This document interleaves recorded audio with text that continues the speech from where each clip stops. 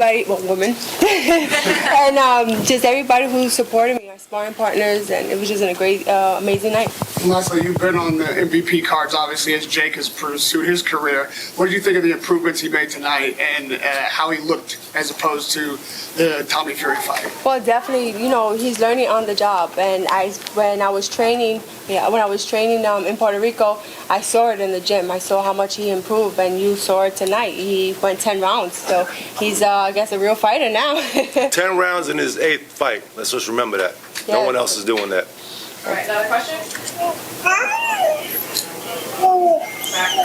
I know that you recently signed with the PFL. Do you have a timeline on when you might fight your next MMA fight? Hopefully this year. I mean, I don't know. That's up to them. Yeah. I just signed the contract because I'm really proud to be part of that PFL banner, and I'm excited to work with them, and that's their decision. The plan is for her to fight by the end of 2024. It could be in 2023. It could be early 2024. It could be mid, late. Just depends on finding the right opponent and the right opportunity with the PFL. Is Heather Hardy potentially someone that you might run it back with in MMA? I mean, who knows? She's just as tough as it comes, and she would probably want to. Yeah, that's kind of interesting because she has a little more experience that we do in MMA. She was under the Bellator banner. She has 4 MMA fights, and if she's going to be as tough as she was tonight in MMA, I have to think about that one. Another question? Sure. Amanda, you've achieved so much in boxing, all them weight classes, world titles. Who do you want to fight? Is there any particular name that's left where you go, you know what, I still want that fight, I need to run it back with her? Or is it just about now, biggest occasion possible and trying to elevate women's boxing? Yeah, like you said, I've accomplished a lot. I really would love the rematch with Katie Taylor. But, I'm just the fighter. I train, I fight, I win, I make my team proud. That's what I choose to do. So it's up to Jordan to see. And Nikisa, whatever the managers, whatever they want. I'm there for it. Look, our priority is to put on an event headlined by Amanda Serrano in Puerto Rico in 2024. So there's a date held. We're working on the plans of the opponent and the broadcast partner, but she deserves a proper homecoming and massive event where she's absolutely a superstar at this point. Do you think you might catch any flack from your New York fan base coming out in the Cowboys cheerleader-inspired entrance? No, it was for the cheerleaders. I'm woman empowerment, so it's so I was giving homage to the cheerleaders. They do an amazing job too. Another question? Hey, Amanda, congratulations. Jeff Zimmerman, FightNews.com.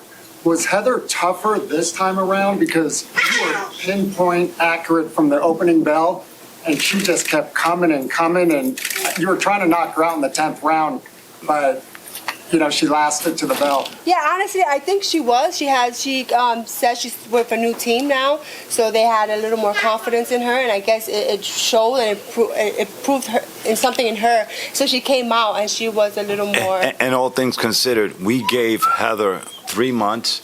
And we gave her an advancement. We gave her, I don't know if I'm supposed to say that, but we gave her 10 grand up front so that she can take time off, so she didn't have to go to work and train clients. You know what I'm saying? So she, there was no excuses. She had 3 entire months. She had enough money to not have to get up and go to work. So the last 3 months, all Heather did was dedicated herself to boxing. I believe the last time out, she held a job. You know what I'm saying?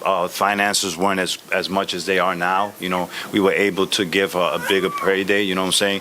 My partners, Nikisa's a real big advocate in taking care of all fighters, and especially, those that have been taken advantage of.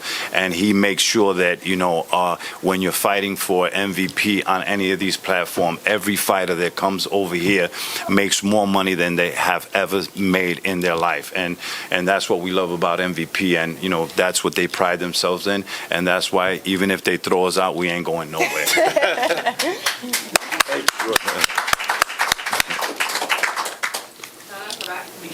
I wanted to ask for you, how much obviously this is a fight that's historic, with 2 legends of women's boxing. What do you mean to you to be able to put it on with the right circumstances, financially, in front of a massive 20,000 sold crowd, and really provide this for women's boxing? Look, it's a testament to Amanda first and foremost, right? We met her 2 years ago, but she fought on a card with Jake Paul in his debut January or February, early February 2020. I think you were fight number 2, and you made $15,000 on that card, and Jake made $3.5 to $4 million on his debut. And we didn't know each other. Credit to Steven Espinoza when we did our deal with him, and we said we want to focus on women's boxing. He said, you got to look at Amanda Serrano. And Jake said, oh, I remember her. We took a picture together on my first fight. We still have that picture. And from there on, it was just pretty clear. This is the most dominant women's boxer in history. She's one of the best boxers in history.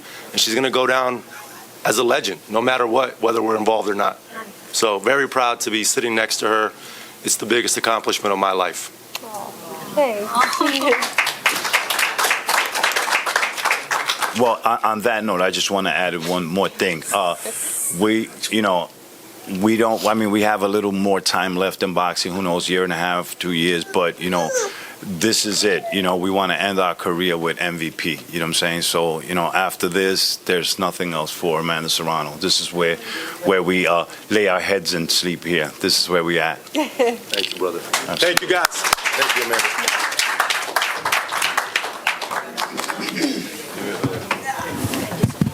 Thank you so much.